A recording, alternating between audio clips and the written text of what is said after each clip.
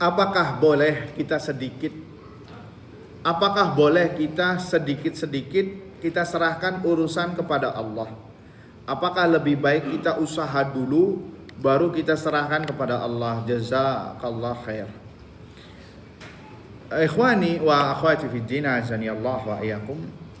Kalimat yang sering kita dengar dari sebagian orang, udah deh lakukan dulu, sisanya serahkan kepada Allah. Ini kalimat yang tidak tepat.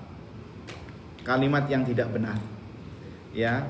Orang yang bertawakal itu sebelum dia berusaha sudah bertawakal. Ketika berusaha dan setelah berusaha. Tawakal itu 100%, Pak. Sebelum, ketika, dan setelah. Itu bertawakal. Kita harus tahu dulu makna tawakal itu apa. Tawakal adalah, kata para ulama, i'timadul qalbi 'ala Allah azza wa jal bijalbil masalihi wa daf'il madarri ma'a badlil asbab. Tawakal adalah menyandarkan hati dan urusan kepada Allah azza wa jal dalam rangka untuk mendapatkan manfaat atau menjauhi madarat dengan disertai ikhtiar, disertai dengan sebab. Ya, itu tawakal kepada Allah azza wa jalla, menyandarkan perkara kepada Allah, hati dan pikiran serta urusan disertai dengan ikhtiar. Ikhtiar bagian dari tawakal. Sehingga unsur tawakal ada 2 poin. Menyandarkan hati dan urusan serta melakukan ikhtiar.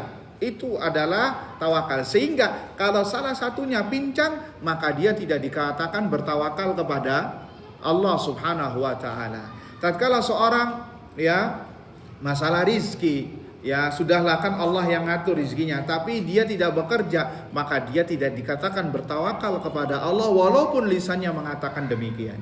Atau sebaliknya, dia lebih mengedepankan sebab-sebab yang zahir, sebab-sebab lahiriah, dia bekerja, dia melakukan berdagang, tapi tidak menyandarkan hati dan pikiran kepada Allah serta urusan, maka dia tidak bertawakal kepada Allah. Ini mazhabnya Qarun, yang ketika ditanya dari mana hartamu, ini hasil dari usaha saya. Ya, ini karena saya pintar, karena saya dagang di tempat strategis, karena bumbu saya ini premium, kalau orang beli sekali maka akan ketagihan. Nah, maka ini adalah mazhab Qarun, dia tidak bertawakal kepada Allah azza wa jalla. Orang yang bertawakal menggabungkan 2 konsep tadi, menyadarkan hati dan pikiran kepada Allah dan kemudian disertai sebab. Oleh karena maka kita singgung seperti orang yang merokok, dia berdalilnya dengan tawakal, Pak. Iya apa tidak? Ya akhi, tinggallah rokok ya. Rokok ini sudahlah, jangan debat masalah haram-haram makruhnya, walaupun kita meyakini itu haram. Sudah banyak isinya, racunnya, madorotnya, bahkan para dokter pun ngomong itu membunuhmu. Pemerintah juga ngatain demikian. Apa kata dia? Sudahlah, umur ada di tangan Allah. Yang gak ngerokok mati, yang merokok juga sama mati. Maka kita katakan dia jawabannya pakai apa? Tawakal kan di sini kan. Sudahlah, tawakal saja kepada Allah. Apakah kita katakan dia bertawakal kepada Allah? Jawabannya tidak. Dia tidak bertawakal kepada Allah karena dia tidak ada ikhtiar di sini. Ya, tidak ada ikhtiar. Apa ikhtiarnya? Yakni berusaha untuk tidak merokok. Ya sudah, nanti kita katakan kepada orang ini, "Baik, Pak. Kalau kita pakai jawaban Bapak atau anggap saja omongan Bapak benar, umur ada di tangan Allah. Nanti ketika Bapak sakit gak boleh ke dokter. Jangan berobat. Kenapa? Umur ada di tangan Allah. Kemudian rizki juga sama. Rizki ada di tangan Allah. Anda gak usah bekerja, gak usah dagang, gak usah nyari duit. Kenapa? Rizki ada di tangan Allah. Paham apa tidak konsepnya?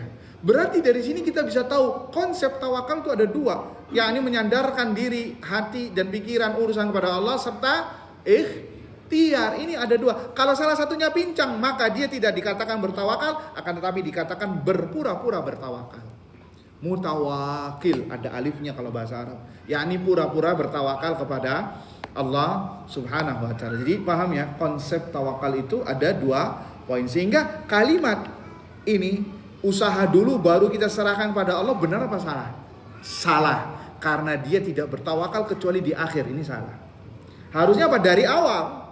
Ya, dari awal kemudian kita ya melakukan sebab, karena kita butuh pertolongan sama Allah. Butuh apa tidak? Butuh. Dalam sebuah perkataan bahasa Arab dikatakan ya laula taufiqun minallahi lil fata fa awwalu ma yaqdi alaihi ijtihaduhu.